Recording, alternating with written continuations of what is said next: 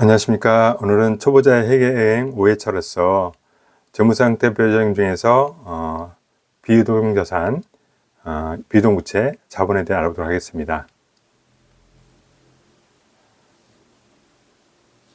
비유동자산 보시게 되면 투자자산이 있고요. 유형자산, 무형자산, 기타 비유동자산이 있습니다.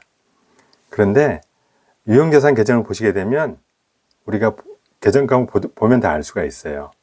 토지, 건물, 기계장치 다 우리가 그냥 다 알고 있는 내용들입니다. 상식적으로. 그래서 그런 것도 사게 되면 유형자산이구나 그렇게 분류하시면 되고요. 개발비, 이건 개발에 들어간 비용이구나. 신제품을 개발하는 단계에서 지출한 비용인데 어떤 미래 경제 효익을 이익시킬 수 있어서 자산 요건을 인정받으면 개발비로 또 인식할 수가 있습니다. 이 개발비구나, 무형자산이구나, 형태가 없다. 기타 비유동자산 임차보증금 있지 않습니까? 자기 이제 임차에서 보증 주는 것, 이것들 다 이런 것들은 계정가가 몰라도 따로 설명이 필요 없습니다. 그래서 오늘은 투자자산 쪽하고 설명을 하고요. 유동부채 중에서 장기사채가 또 있습니다. 차입금은 제가 지난 시간에 말씀드렸으니까 따로 설명할 필요가 없고요. 장기사채하고 그다음에 부채 중에서는 자본 계정은 이런 것들은 좀 설명을 좀 드리긴 했는데 한 번 더 보면서 자세히 해서 투자 자산과 사채를 서로 비교하면서 설명을 드리도록 하겠습니다.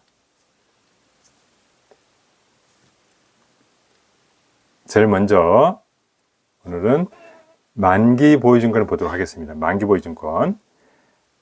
이름부터 들어보면 만기 보유, 만기까지 보유하겠다 그런 증권입니다. 뭐가 있을까요?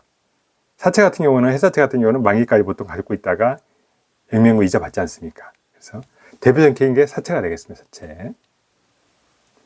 사채를 하더라도 만기까지 안 갖고 있겠다 그러면 이거는 매도 가능증 분류될 수 있습니다. 장기 투자 목적인 경우에 매도 가능증권. 그래서 사채라고 무조건 만기 보유증권이 아니고 만기까지 보유할 의도와 능력을 보유해야지만이 만기 보유증권이 되겠습니다.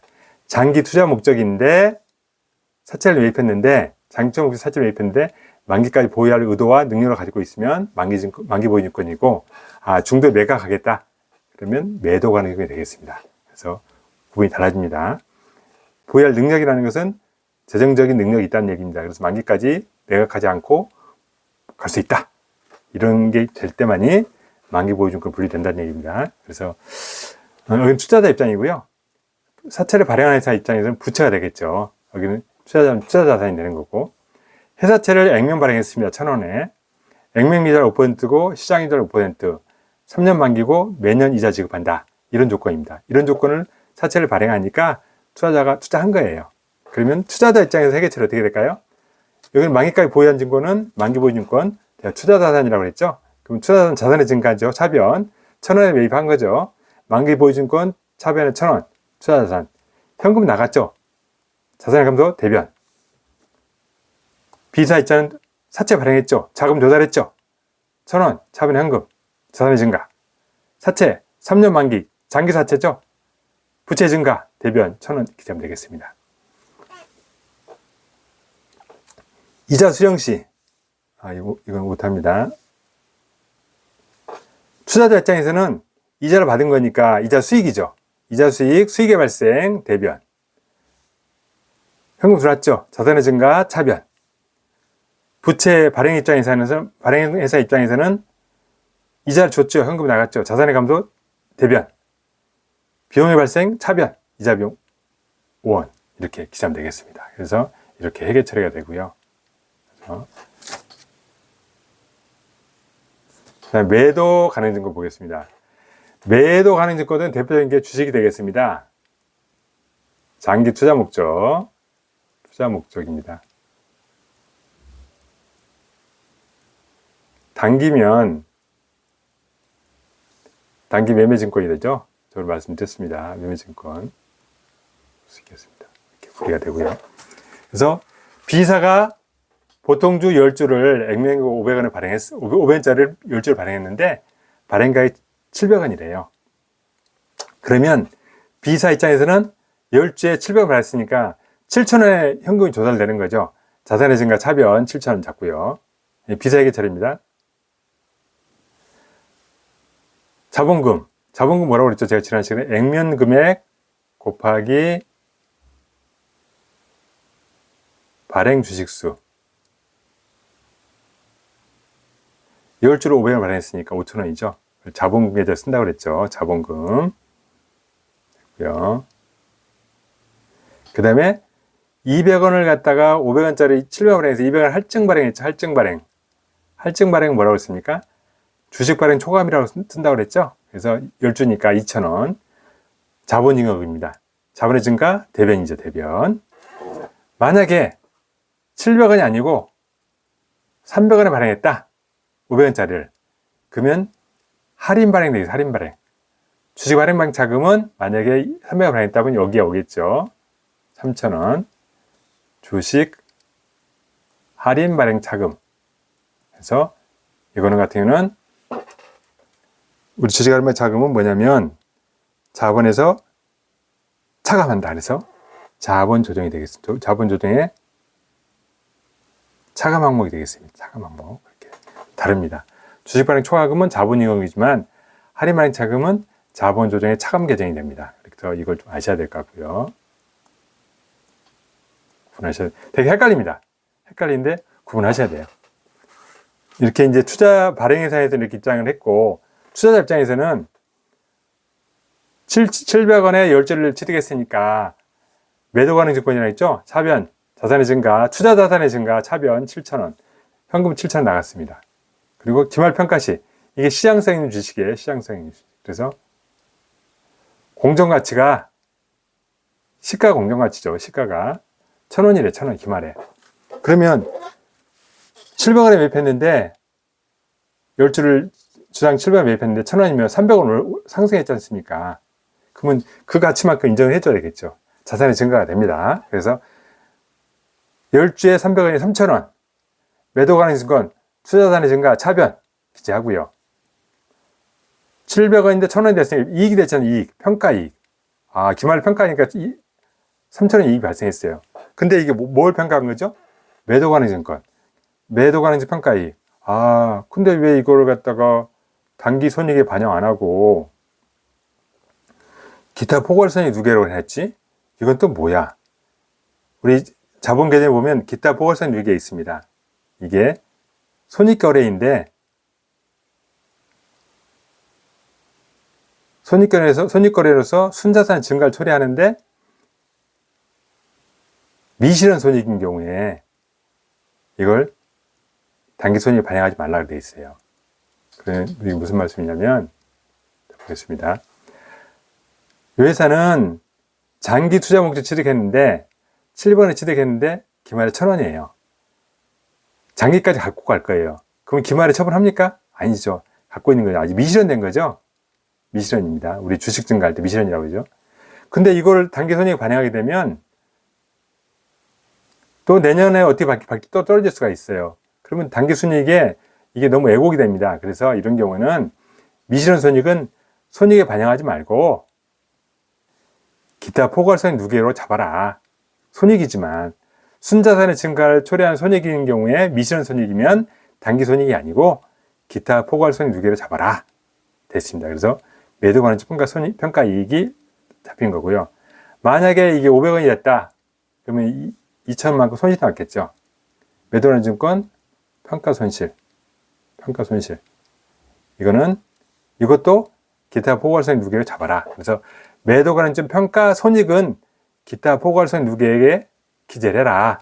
그렇게 돼 있습니다. 이게 이제 우리 회계의 원칙이죠. 그래서 이걸 아셔야 되는데 되게 헷갈리십니다. 그래서 좀 외우셔야 될 것 같아요. 열심히 보셔가지고. 눈에 보시다면 들어옵니다. 근데 처음에는 헷갈리시는데 일단 그렇게 알고 넘어가겠습니다. 그 다음에 투자자산 중에서 지분법 적용 투자 주식이 있습니다. 이거는 타회사 지배 목적입니다. 타회사 지배 목적. 아까 말씀드렸던 만기 보유증권, 매도 관련 증권은 지배 목적은 아니에요. 취득이 많지가 않으니까. 근데 여기는 취득이 상당히 큽니다. 그래서 취득이 지분의 30% 취득했대요. 그래서 그러면 상당히 회사에 영향력 행사하겠죠. 영향력 미치지 않겠습니까? 그래서 회계에서는 의결권 주식에 의결권 주식 20% 이상 소유하면 이 피투자에 중대한 영향력을 행사한다고 그래가지고 그 개정 과목을 지분법 적용 투자 주식이라고 기재하게 돼 있어요. 이거 투자 자산인데 명칭을 지분법 적용 투자 주식으로 기재하게 돼 있습니다. 그래서 개정을 보니까 B회사가 보통주를 발행했는데 A사가 투자자가 30% 취득했대요. 1,000원에. 그러면 이 개정 과목을 매도 가능지권이 아니고 20번 넘었으니까 지분법 적용 투자 주식 차변에 투자자의 증가 차변 현금 1,000원 대변 감소 이렇게 기재하라는 얘기입니다. 그래서 매도 가능지권이 아니고 이렇게 20% 이상 넘어가게 되면 지분법 적용 투자 주식을 기재해라 그렇게 되겠습니다.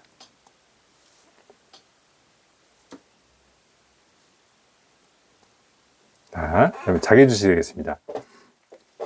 자기 주식이 있는데요. 자기 주식은 뭐냐면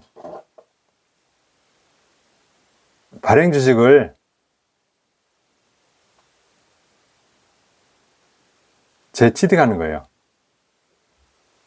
목적은 뭐냐? 재발행하거나 소각 목적으로 자기가 발행한 주식을 재취득했는데 추후 재발행하거나 소각하는 목적으로 취득한 것을 자기 주식이라 한다. 이거는 우리 회계에서 자본조정인데 차감 자본조정의 차감 개정으로 해라. 그래서 자본에 차감해라. 이렇게 돼 있습니다. 그래서 요걸 아셔야 될 것 같고요. 그래서 B사가 주식을 했는데 시장에 이미 발행했는데 자기 주식 10주를 주당 700원 취득했대요. 그러면 자기 주식은 자본에 차감해 있죠. 자본의 증가는 대변이죠. 대변. 차감이 증가니까 차변이겠죠. 차변. 그래서 자기 주식 계정금 7,000원 자본에 차감 기재하고요. 현금 7,000원 나갔겠죠. 자산의 감도 대변.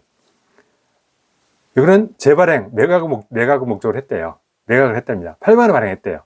그러면 700원에 사가지고 800원 발행했으니까 10주니까 1,000원 이익 나왔죠. 1,000원 이익. 근데 개정 과목이 기억나지 않습니까? 자기 주식을 처분해서 이익이 났다. 그래서 자기 주식 처분 이익 1,000원. 자기 주식 처분 이익은 자본잉여으로 계산하래요. 자본잉여으로. 그렇죠. 그래서 이것도 자본 계정이니까 자본의 증가 대변. 자기 주식은 자본의 차감 감소했으니까 대변이 되겠죠. 기재하고 현금 8,000원 들어왔죠. 자산의 증가 현금 차변. 그렇죠. 만약에 이걸 800원이 아니고 600원에 재발행했다. 그러면 손실이 났죠. 손실. 1,000원 손실. 이걸 자기 주식 처분 손실이라고 합니다. 1,000원. 이거는 이쪽에 기재돼요. 이쪽에. 차변에다가. 그래서 이거는 자본잉여가 아니고 자본조정 차감 계정으로 표시를 해라. 그렇게 되어 있습니다. 그래서 이거는 다릅니다. 이건 되게 헷갈립니다. 헷갈리는데 처음에는 잘 이해하시면서 눈에 익은 수밖에 없을 것 같아요. 그래서 이게 어떤 수학의 논리가 아니고 어떤 형태를 다 불려다 보니까 좀 헷갈리긴 한데 잘 보시면서 눈에 익으시면 좋게 되겠습니다. 저도 공부할 때 되게 헷갈렸어요. 근데 자세히 보시면 몇 번 보시다 보면 이게 눈에 익더라고요. 그래서 이렇게 오늘은 그 투자자산과 그 다음에 부채 중에서 자기 자체 자본 계정을 상호 비교해 가면서 봤습니다. 그래서 오늘 보는 게 또 이것들이거든요. 오늘 본 것들이 이것들인데 여러분들이 잘 보시면 여기에 다 되어 있습니다. 그래서 제가 이제 2회차, 3회차에서 설명드렸는데 잘 보시게 돼 한번 둘러보시면 제가 오늘 한 내용들이 잘 이해가 되실 거라고 생각됩니다. 오늘도 경제에서 감사합니다.